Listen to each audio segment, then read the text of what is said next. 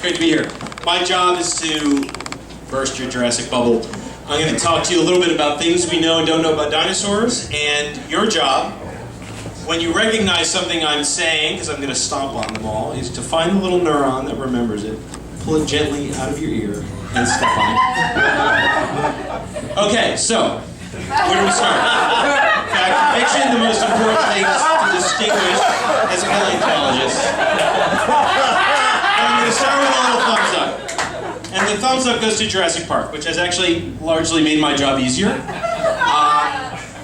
I'm looking at young faces. I'm old enough to remember the world before Jurassic Park. And Jurassic Park did us the favor of murdering what 20 years of good research couldn't murder. A bunch of really terrible ideas.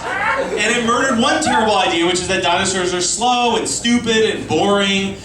They're actually really energetic, were really energetic and interesting animals. And that they were also like a bunch of large lizards.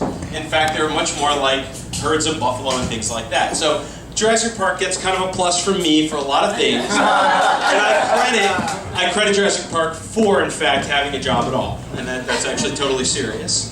On the other hand, Jurassic Park created a bunch of myths that I'm going to try and weed out if I possibly can. And a couple of things that everybody really recognizes come right out of that movie. One is raptors. Everybody knows what raptors are, right?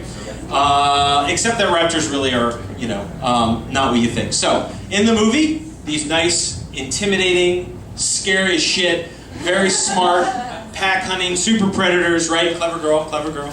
Unfortunately, all of that is bogus. Velociraptor is probably the most memorable thing. The dinosaur nobody knew that everybody knows, thanks to one movie, right? And the thing about Velociraptor here is the very first time anybody heard of it, 1924. This is a paper that was published, and this is all we had for a very long time. A head and a claw, and here's the actual fossil in the museum in New York. And here is the fossil in your hand. Right? So Velociraptor, cute little guy, this big. A little more like a pit bull, right? Than a ravenous wolf. Second one, dinosaurs, screaming, roaring. Right. Who's that? Who's that? A little louder, a little louder. Come on. Oh, all right. Thank you. That was nice. Thank you. Unfortunately, also not true. Interesting thing to try and figure out what a dead animal sounds like. And also, there we go. And the way we do this is we think about the animals we still have. Dinosaurs are related to crocodiles and birds. And then they're more closely related to lizards and snakes. And they're very, very distantly related to mammals like ourselves. So mammals are really the only kind of habitually noisy animals in the world. If you think about a crocodile, last time you saw a lizard or a snake, it probably wasn't screaming. Same thing with the turtle. Turtles don't roar all that often. Most animals are fairly quiet. And the fact is that's probably true of dinosaurs. They almost certainly never roared. They might have hissed or grunted or burped or something like that. But they almost certainly never roared. So Jurassic Park should be a much quieter movie. And also think of it this way. Let me just propose for a second.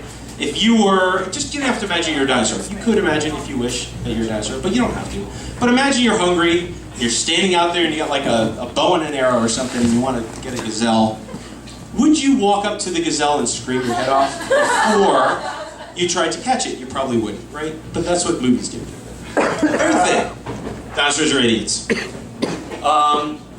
Kind of the thing most people I think associate with Stegosaurus in particular is that it's the dumbest animal that ever lived because it has this wee little brain, classically described as the size of a walnut, in a body that's about the size of an elephant. And you'd be forgiven for thinking that means the animal's pretty dumb. In addition, there's this big lumpy thing by the animal's hips that for a long time was thought to be brain number 2. In other words, the animal is so stupid that it can't even power the ass end of its own body. It needs another brain. And this is also a little bit bogus. This thing in the back, you all have the same thing. Everybody has this. if you go and look at somebody's spinal cord, it gets big in places and small in places. It gets big in the places where you have arms and legs sticking out because there's more nerves there, and that's why the hips and the shoulders have big bunches of nerves. It doesn't mean you have a brain in there. But the second thing that's more important is that the size of the brain isn't the issue. We have a lot better technology now to sort of look at these things. That picture, that's actually a dinosaur skull that somebody sawed in half, because back in about 1900 that was all you could do. Now we can CAT scan these things and see from the space left inside how big the brain might have been and the shape of it. And it's actually the structure of the brain that's more important than the size of the brain. So if what you want to do is walk and eat and make little dinosaurs, getting bigger doesn't mean your brain has to be bigger, because it's the same process. And most dinosaur brains are very much like crocodile brains. So however smart you think a crocodile is, that's probably about as smart as a dinosaur is. Some dinosaur brains, Bambi raptor being an excellent example, are a little bit more like bird brains. They're a little more developed. The parts of the brain that are more developed are a little bit more sophisticated with vision and hearing. So these dinosaurs are probably even a little smarter, maybe about as smart as an ostrich. Again, depends on how smart you think an ostrich is. But by no means the dumbest animals in the animal kingdom. There we go. Number 4, Brontosaurus. Where did Brontosaurus go? What happened to Brontosaurus? And the short answer is, it's this dude's fault. And the long answer is that he both created and solved some of this problem. So this guy's name is Marsh, Othniel Marsh. We all miss the name Othniel. Feel free to bring it back to your children. He discovered Brontosaurus. And that's a picture of the first skeleton of Brontosaurus that was ever found. You can go to the museum in Yale University and see it on display if you wish. It's a lovely animal. Huge dinosaur, and this is 1879, and there weren't a lot of these big dinosaurs known. So when he found it, he was suitably impressed. And the name means thunder lizard, right? So big that it shakes the earth, that kind of thing. The problem is he found a lot of dinosaurs. He named 30, 35 dinosaurs. And as fast as he could excavate them, he would name them, often before he got a good look at them. He found another dinosaur a few years earlier, big dinosaur, but he didn't have very much of it, couldn't really figure out what kind of a dinosaur it was. So he gave it a name, Apatosaurus. Apatosaurus means deceptive lizard, which basically means I don't really know anything about this dinosaur. It doesn't matter. It doesn't matter. He gave it a name. About 30 years after that, this very dapper gentleman, Elmer Riggs, another name we don't hear often enough, Elmer. Elmer found a dinosaur. He was excavating for the Field Museum in Chicago. You can go see this dinosaur skeleton in the Field Museum if you wish. Trying to figure out what it was. And he decided, I'm going to actually go and do my homework. So he visited all the museums, looked at Brontosaurus, looked at Apatosaurus, looked at his dinosaur, all the other ones, and he realized they're all the same dinosaur. That the skeletons of these things were exactly the same. So, Apatosaurus is a crappy name. Why would you pick that over Brontosaurus? Well, a long time ago, this is what happened. People realized scientists act like children when given the opportunity. So there's a whole set of rules for us about names. And the rules say a lot of things, but the only one that's important is, if two things turn out to be the same, the first name wins. No, there's no discussion about whose name is better, and who you like more, and what does it rhyme with. That's it. So Apatosaurus got named first, too bad. And the thing that I find really interesting is how Brontosaurus is so popular. Even today, right? The post office put that stamp out in the 90s. Well, they figured that out in 1903. So I have no idea how it got to be so popular all these years. And I think it's a great story because the post office, of course, screwed this up. They called it Brontosaurus when they shouldn't have called it Brontosaurus. Just like, do you remember this? They had a stamp out on the Statue of Liberty, and they accidentally used a photograph of the Las Vegas Statue of Liberty instead of the actual Statue of Liberty. So, last one. Gone for good. That's what that should say. Gone for good. Last myth. Dinosaurs are extinct. Not true. A total lie. The dinosaurs you kind of wish were around, yes, okay, they're extinct. But dinosaurs themselves as a group of animals are not extinct. And it all leads into this little thing, which is Archaeopteryx. This is the very first bird that we know of in the history of the Earth. It's about 150 million years old. Beautiful fossil. Feathers and everything. No arguing about what that is. But the argument was, where do birds come from? Because we didn't have a lot of fossils that demonstrated a connection between that animal and anything else for a long time. But this gentleman, he was an artist actually. His name was Heilmann. He was a Danish artist. He liked drawing animal skeletons, and he kept seeing all these similarities between birds and dinosaurs. And he put out a whole book just full of these lovely drawings. And he kept just hammering on this point. They're just so similar. And I love it. This is a self-portrait of Heilmann. And to me, I don't know, I think if you made a movie, you would hire Matt Damon to play him.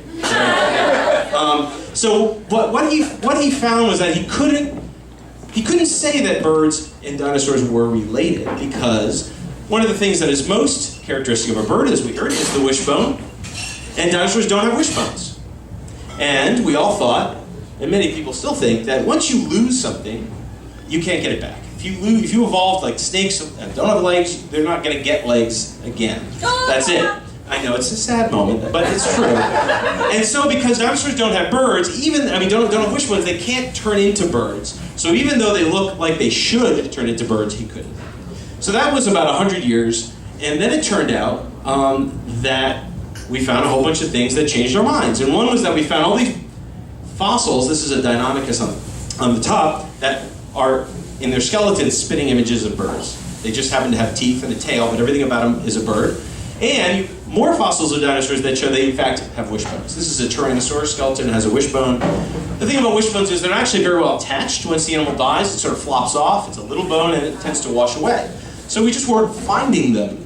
But now that we know what to look for, they're actually quite common. So wishbones in fact are present in dinosaurs. And then in about 1992, people started digging these things in China out of the ground, which are fossils of dinosaurs with feathers on them. And that pretty much seals the deal. So on the top right, you have this little dinosaur, Microraptor. You can imagine, not a large dinosaur, but you can see over here, I'm going to step in front of the screen. Here, feathers coming off the legs, feathers coming off the arms. On the bottom is a dinosaur called Oviraptor sitting on a nest of its own eggs with its arms wrapped around the nest. It's adorable.